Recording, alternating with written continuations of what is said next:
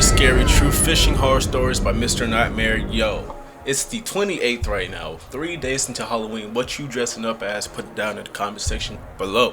You know what I mean? Anyway, that song in the back is made by me. GB, giving top right under the table. If you fuck with that song, fuck with me. And that first link is that song link. Go to my SoundCloud where most of my music is. If you don't use SoundCloud, that link tree also below the song link has my Spotify link, my Apple Music link. I have music on all platforms, so check me out if you fuck with that song. Also, I have an anime channel. We're gonna be more active over there. Anyway, let's go ahead and hop into this. It's gonna be a little bit of a long one, so go ahead and get them snacks, bro. Go ahead and get you some. You've been talking about improvement, but you still eating junk food. So how about we start off the day with apple, oatmeal, and a glass of water. Shit. Your fat ass. Now let me stop. Damn. Hold on. There's this lake that my brother and I used to fish. We'd use live bait, usually crickets or worms. And we'd catch a ton of bluegill. It was a fun time, and some of those early memories are the reason I've been such an avid fisherman for most of my life. The lake wasn't the most popular fishing spot, despite being pretty well stocked from what I can remember. I'm messing with this music, I think most of the locals just found it inconvenient and inaccessible unless you were prepared to hike through the woods a bit, which my brother and I always were. The seclusion was actually one of my favorite things about it, almost like I was sharing a private activity that not everyone got to experience. Everyone knows the best lake fishing happens during periods of low light, meaning early morning or late evening. It's more customary to wake up at the crack of dawn and get out early, but my brother and I developed this habit of going out later in the day and staying into the night. It was our substitute for whatever most high school kids did at that time of night on the weekend, probably partying and whatnot. It was a Friday night, and everything was going according to plan.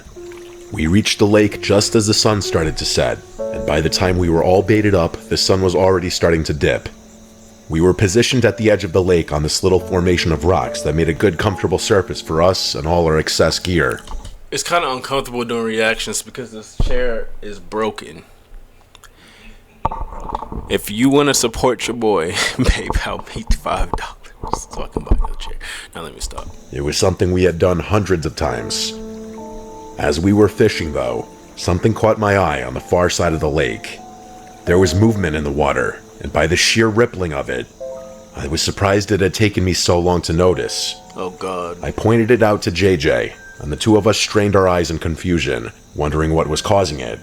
Keep in mind, this lake was pretty sizable, and when coupled with the low visibility, it wasn't like you could see perfectly clearly across it. Oh, but brother, then, here we as go. we were both looking at the ripples in the water, something happened that I would have never expected. Someone stood not up. in a million years. Someone stood up. A dark mass started rising out of the water where the ripples had been, and as it emerged, my assumption that it had been a huge fish was immediately dispelled. Nah. It was not a fish. Yep. It was way too big and way too upright. There was only one explanation, really. A whole nigga. I think my brother and I realized it at the same time, because I heard him curse at the same time I did. It was a person. Think about how strange that is on its own. Not only was there a literal person in a somewhat private lake. If I'm going in the wilderness, I'm having a gun on me. That means the water too. That's the wilderness as well. Like, I'm having one on me no matter where I go. Honestly, like if I leave the house, it's gonna be with me. So. After sunset, but they had just been submerged below the surface. And not just that, they must have been down there for quite some time too. Otherwise we would have noticed them earlier. It was freaky enough to quicken my heartbeat a little, and I got this compelling urge to leave. My brother didn't want to though, saying that we had just gotten out there, and that person in the lake was too far away to have any kind of effect on us. I figured he wasn't wrong, so the two of us spent the next few minutes watching the person in the lake, trying to rationalize the sight. They were swaying back and forth, rhythmically, almost hypnotically. Kind of how I was Their just now movements with the weren't music. jerky or choppy, but perfectly fluid, like they were commanding the water around them as opposed to merely cutting through it.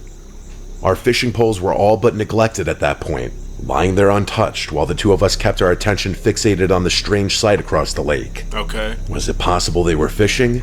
No, that seemed ridiculous. Fishing underwater? Unheard of. Fishing underwater, JJ suggested that maybe they were enjoying a night swim, which was plausible, until I grazed the surface of the lake with my hand and instantly recoiled at how cold it was. You'd have to be a psycho to enjoy swimming in temperatures that low. Without much else to do besides ignore them and keep fishing, I snapped out of my trance and encouraged my brother to do the same. But when I looked over at him, I realized that he was either much more invested or much more scared than I was, maybe both. Instead of heeding my advice, he sat there motionlessly with his lips slightly parted and his eyes glued to the lake. He wasn't even holding his fishing pole anymore. I said his name a few times in frustration before he finally averted his gaze, instinctively picking his fishing pole back up. With a little shake of his hand, he said sorry, and the two of us tried to resume fishing. That nigga was putting the genjutsu. It was pretty clear that our attention was elsewhere. I'm not really sure what I expected to happen. I guess I figured that person would eventually get out of the lake, or notice us, or do something other than just stand there. After a few minutes of mindlessly casting and reeling, JJ tapped my shoulder and said, "Look." I looked back across the lake just in time to see that person submerge again, disappearing below the surface. I found myself staring at the spot they had just been, expecting them to reappear any second, but they didn't. A minute passed, and then another. It dawned on me that JJ had his phone out with the stopwatch running. As it ticked up past 2 minutes, I grew increasingly astonished at how long they were holding their breath. That's not a human, bro. JJ theorized that maybe it was someone training, and I almost laughed at the thought of an Olympic diver testing their lung capacity out there, in a freezing cold lake in the middle of nowhere after the sun had set. Suddenly, the thought wasn't so funny anymore, and I started packing up, telling JJ we were leaving. But he held me back, saying he wanted to wait and see how long they could hold their breath for. No, nigga, you can't. I told do him that. Fine, I'm but leaving, gathered up our stuff anyway, feeling that urge to leave. You better call Uber. Cause your ass, I ain't waiting for your ass. Are creeping back in. Just before the 3-minute mark, I noticed ripples in the water again. Only this time, they were much, much closer. 1/5 of the way out instead of all the way on the other side. The realization that this person had not only held their breath for nearly 3 minutes, but had done so while swimming was enough for me to raise my voice at JJ. This time he didn't argue, and the two of us stood up, preparing to leave. But we couldn't go just yet. The curiosity was far too strong. Bro. JJ and I watched as the person started emerging again, and this time we could see... All fun and games. Y'all, at this point, y'all want the nigga to just come out with the AK and just start spraying at y'all at this point. Like, when is it enough? I get being curious, but you can be curious while you're packing and getting the fuck out of Dodge. See them clear as day. And these stories are why I'm not gonna repeat myself, bro. It was actually a woman, not a man like I had anticipated. If y'all don't know, she had long brown hair and was wearing what looked like a dark green swimsuit. And there was one more thing I need to mention. She was kind of beautiful. She didn't look much older than we were, maybe a year or two if I had to guess. The moment I saw her, I instantly felt less intimidated, less scared too. I started wondering if maybe my brother and I had been too hasty with our intention to leave. The two of us were still frozen in place though, and she was actually the one who broke the silence. She flashed an alluring smile and said, "Hi," almost like she was trying to be playful and coy. Like she hadn't just held her breath for 3 minutes while swimming through a... It's a woman? What the hell is going... What are y'all... Bro? What are y'all doing, bro?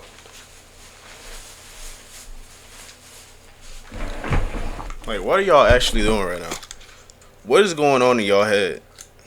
To, like...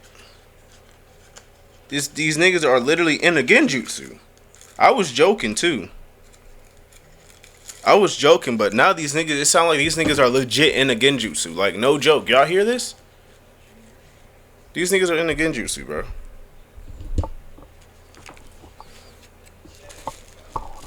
Freezing cold lake. She was definitely a strong swimmer. It was obvious from the way she bobbed around, seeming just as comfortable in the water as most people would on land. I was dumbfounded, too perplexed to speak, but my brother blurted out the question I was dying to ask. He asked her what she was doing, and I had to remind myself that she was behaving like a crazy person, as harmless as she looked. She leaned her head back and said she was swimming. My brother said, well, yeah, obviously, then asked her if she was training for something. She gave us another teasing smile and said something like that, then glided a little closer to us. Then she actually asked us if we wanted to join her. Pure insanity. I spoke up for the first time, asking her if she was crazy and telling her the water was freezing. She laughed and called us bitches, then said we'd get used to the temperature fast. JJ said no, and she started glaring at us with a finger on her lip like she was thinking. I don't know if it was her cavalier attitude or the icy look in her eye, but the alarm bell started ringing, and I was terrified all over again. There were so many things I wanted to ask her. Who was she? Was she alone? How long had she been out there? Did she live nearby?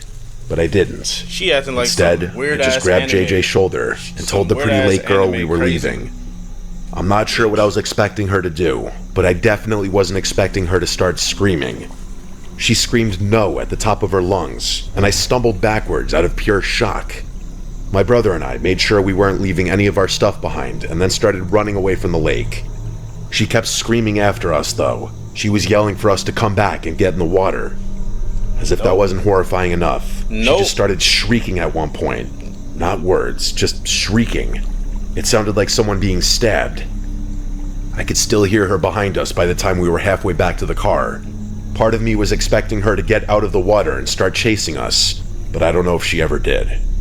By the time we made it back to the car, JJ already had the police on the line. He told them what had happened, and even though they asked us to stay nearby so they could question us, he told them he didn't feel comfortable doing that, then hung up. Not doing that. I probably would have done the same thing. That's how badly I wanted to get out of there. Hell no. You might think the experience would have discouraged my brother and I from continuing to fish there, and it did, but only for a while.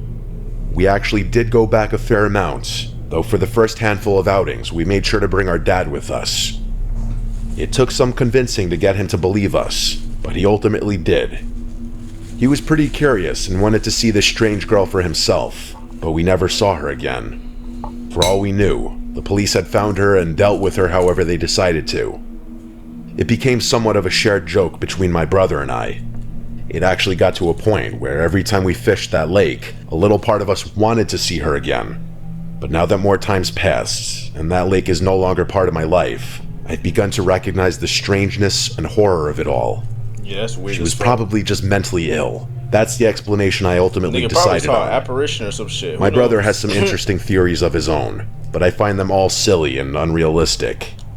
Either way, I doubt anything as unexplainable and as strange as what happened that night will ever happen to me again. Hopefully not. Because what the fuck? Like, who the fuck just sits there in the middle of bumfuck nowhere in the ice cold water? Like, she had to be homeless or some shit, or I don't know. Or live nearby. Like, I don't know, bro. I don't know what going on.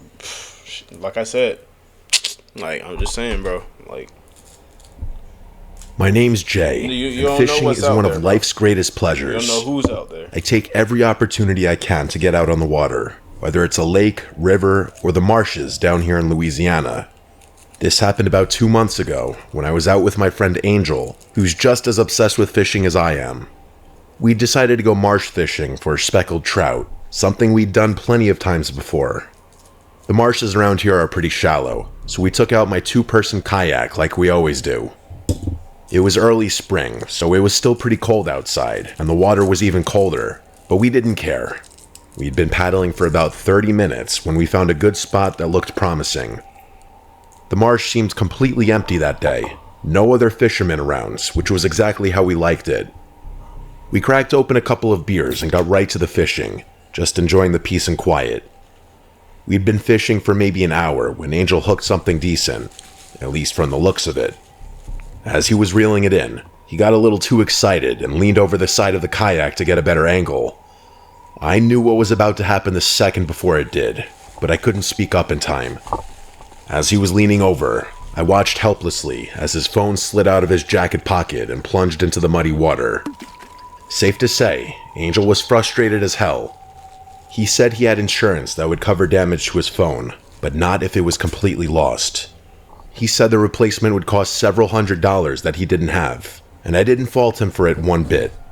I'm not exactly drowning in cash myself, I told him we'd try to find it, even though the water was so murky you couldn't see more than a few inches down. Hell no. We spent the next 20 minutes in that same area using our paddles to try and feel something hard on the bottom, but it was hopeless.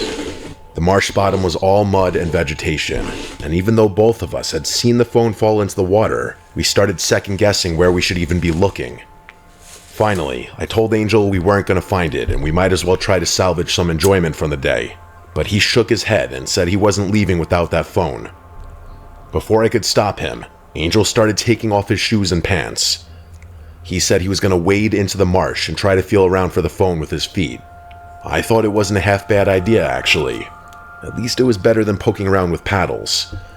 The moment Angel stepped into the water, he let out a string of curses about how cold it was. That spot of the marsh was actually deeper than I'd expected. So that's one of the marshes? I didn't even know. About 4.5 feet, judging by where the water came up on Angel's body. But he was determined, so he started feeling around with his feet in the area where he thought his phone had dropped. I watched from the kayak, getting more impatient by the minute. The water was so cold that I knew Angel couldn't stay in there for much longer, and I was hoping he'd either find the phone quickly or give up and get back on the kayak. That phone is cooked, but then, out of nowhere, Angel yelled out and his whole body flipped forward. 1 second he was standing upright in the water, and the next second he was completely submerged.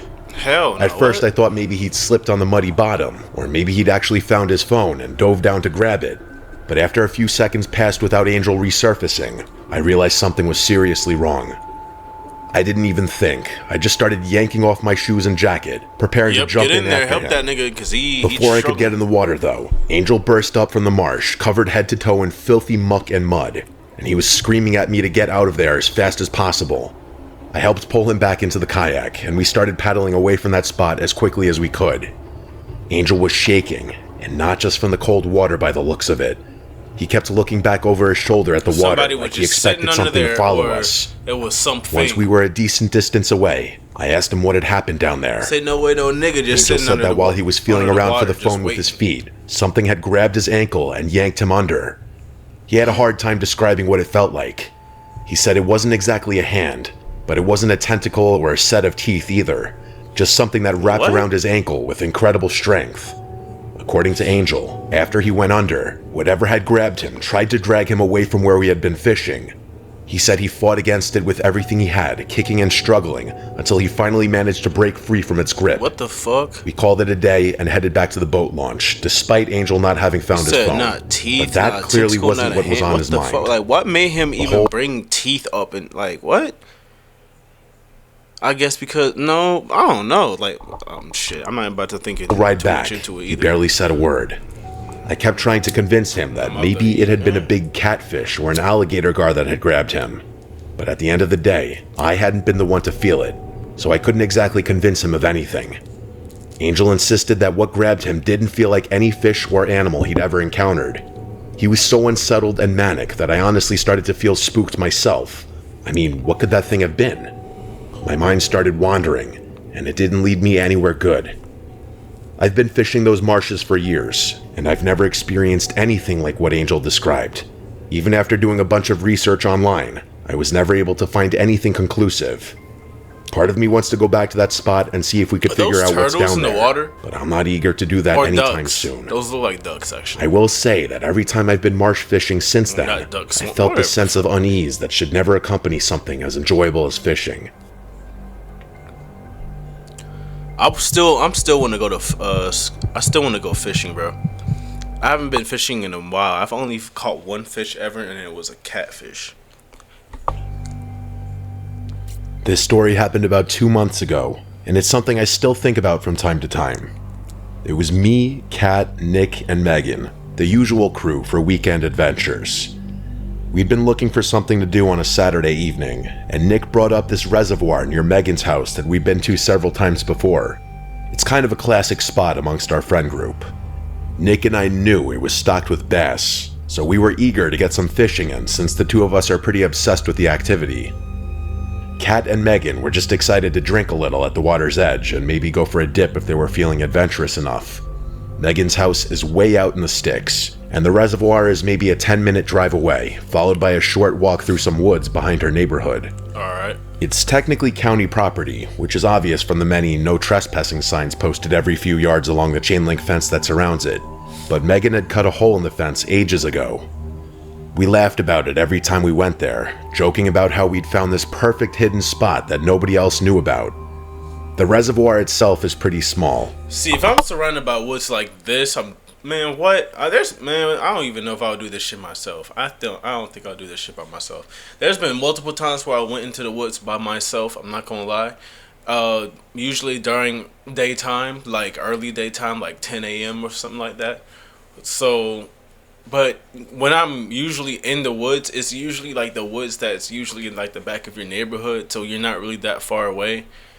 It's never. I don't think I've really ever just wandered in random woods before. Like, no, it's not this damn deep, bro. If I'm going to woods like this, like for camping or anything, bro. One, we're bringing multiple guns. I'm not going, bro. Like what?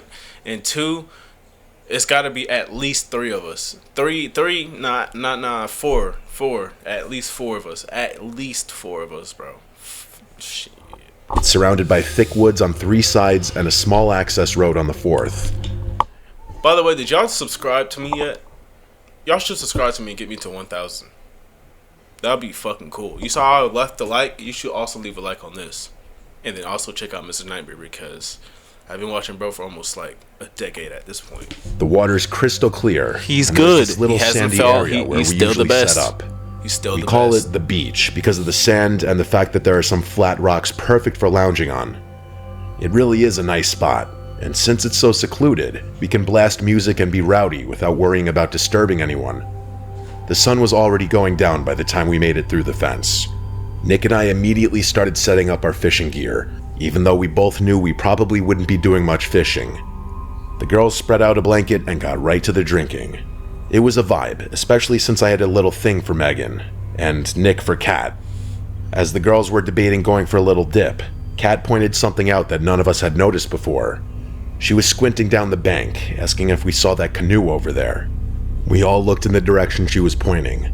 Sure enough, a little ways down the shoreline was a canoe wedged into some reeds near the edge of the water.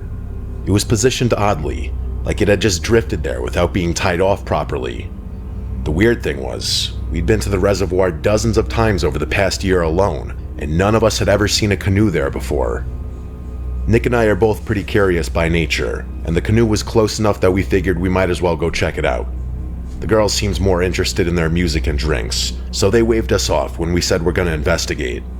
The walk along the bank took maybe 3 minutes. As we approached the canoe, I realized something was wrong. It wasn't just an empty canoe. It looked like someone had been using it recently and then just left.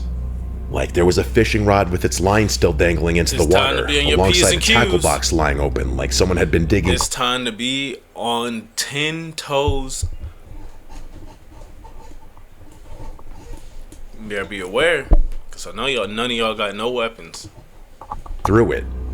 That wasn't the only thing. Y'all just going in the fucking middle of fucking nowhere.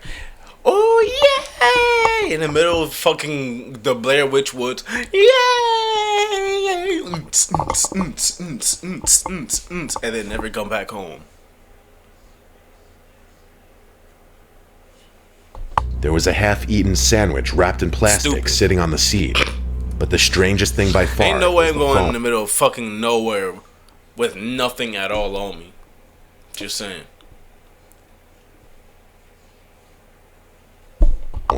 It was sitting right there on the main seat, locked but with the flashlight on. I pointed it out to Nick, asking who just leaves their phone behind like that. Nick shrugged, but I could tell he was thinking the same thing I was. All the other stuff, the fishing gear, even the sandwich, could be explained easily.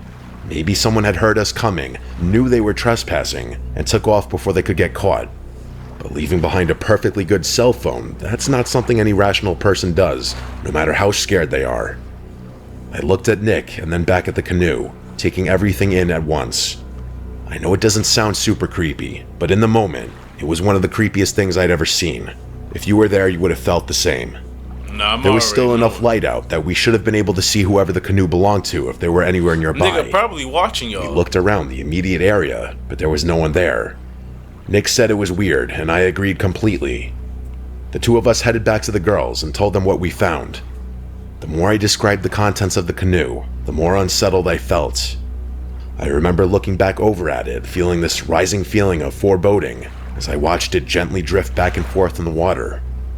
The four of us talked it over for a few minutes, throwing around theories, but none of our explanations really made sense when you factored in the phone. Kat said she wanted to get out of there, and honestly, I agreed. The whole situation was giving me a bad feeling. We started packing up our stuff when Megan gasped and pointed across the reservoir. I followed her gaze and literally had to do a double take. On the far side of the water was a person standing knee-deep in the reservoir. Even though the sun had just set, I could see them clearly. They had something long in their hands that looked like it could have been a fishing rod or maybe a stick. Here we go. But what really freaked me out was the fact that they were just standing there perfectly still, facing in our direction. Yeah, of course he was. It dawned on me that they were watching us. Yep. They probably had been for a while. Yep. All of a sudden, the creepiness of having seen that abandoned canoe turned into straight up fear. None of us said it out loud, but I could tell we were all thinking the same thing. We needed to get out of there immediately. We grabbed our stuff and started heading back toward the fence. We weren't quite running, but we were moving fast. And then came the thing I had been dreading. That guy started yelling after us, screaming that we shouldn't be there and to get out. That's exactly what we were doing, but he didn't seem to care. He was belligerent, and the way he kept screaming and cursing made him sound like a lunatic. I didn't think it could get much worse than that, but I turned around just in time to see him drop whatever he had been holding and start moving into deeper water. It took me 2 seconds to realize what was happening. He was swimming across the reservoir. I screamed at my friends to run, and we took off. We sprinted back to the hole in the fence and squeezed through as fast as we could. I was in the back, and as I was crawling through, I could hear splashing from the direction of the water. I made it through, and the four of us booked it in the car and sped out of there as quickly as we could. Yep. For the next 20 minutes, we sat in Megan's driveway trying to make sense of what had happened. Kat was really shaken up, and Nick was trying to calm her down, but it didn't look like it was working. She was practically in tears, and I couldn't blame her. I was still pretty freaked out myself. None of us knew what to think. I wondered if that person screaming at us had been the owner of the canoe, and if so, why was their canoe all the way across the reservoir? And why were they in the reservoir in the first place? They're weird. And this is the one that really got to me, had that person done something to whoever the canoe belonged to? But as Megan pointed out, that didn't make much sense considering the fact that they chased us, drawing unnecessary attention to themselves. Kat wanted to call the police, but what would we tell them? That we were trespassing and found an abandoned canoe? That someone yelled at us to get out of a place we weren't supposed to be in the first place? Not an option.